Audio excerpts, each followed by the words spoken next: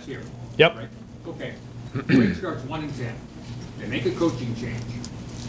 I hope you're not suggesting we need a coaching change. Keep your humor, brother. Keep your humor. Okay, they make a coaching change. Now they're sitting at 2-2 in the Valley. Yeah. Maybe if you could talk a little bit about what, in your mind, happens to a team when they have a change like that. Sure. You know, I've known Jeff Rutter even before we got here 16 years ago. And Jeff was on our staff. He and I were assistants together for a couple years here. But I had known him well before that. So we've known each other a long time. And, you know, I think with Jeff, he's an easygoing guy. He's easy to be around. He's very upbeat, very positive. And, you know, in watching their team, you know, he's tried to get some of that into the guys, you know, and taking some of the structure out of what they've been doing. And when you see that, and it kind of opens things up for the players, it just, you know, maybe gives them a little bit of bounce in their step, and, you know, allows them to, you know, to try some things that maybe they were thinking about, you know, maybe they were wanting to do. And when you get that from the head coach, from the guy who's leading the way, I think that in this case, I think it's helped them.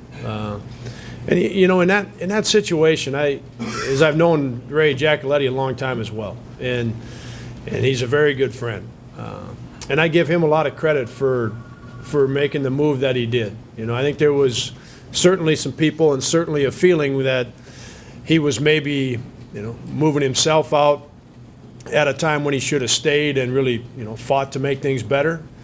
Well, he did it for the reason that you're asking, to see if he couldn't help the players and help the program move forward with a different voice and a different way of doing things. And so I think Ray deserves just a tremendous amount of credit for being able to see that and being able to say, you know what, it might be better if I move out of the way here and let somebody else be the voice, let somebody else lead the way. And so I think that, you know, it's been a big part of the change, and it's allowed, you know, like I said, with Jeff, he's you know, easy going and taking some of the structure out of it. And I think that's allowed the guys to go and do some different things on the court.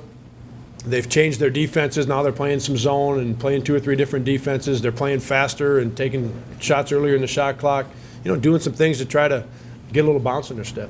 To that point, now circling back to the Panthers, Nick Saban was recently quoted as saying he tries to take the anxiety out of his team, particularly as they go into big games like they're going to be facing tonight. Right. Do you see the anxiety amongst your players right now, or are they still staying loose? They still haven't.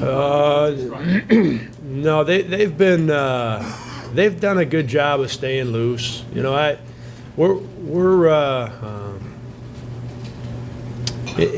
and I can think back, you know, to some teams where we've run into that, and it's been much more when we have had teams that have that are really playing well, like Saban is now, and he's got a team that's really good. You want to take that out of it so the guys can just go out and play. But our guys have stayed loose, and they're obviously frustrated, but they've done a great job at practice, and they've done a good job of understanding that we've got a lot of work to do and we've got to change some things and we've got to get better. But we're going to do it in the same way that we always do, and that's by being positive, and we're going to have a good time doing it. And so they've stayed loose. Yeah.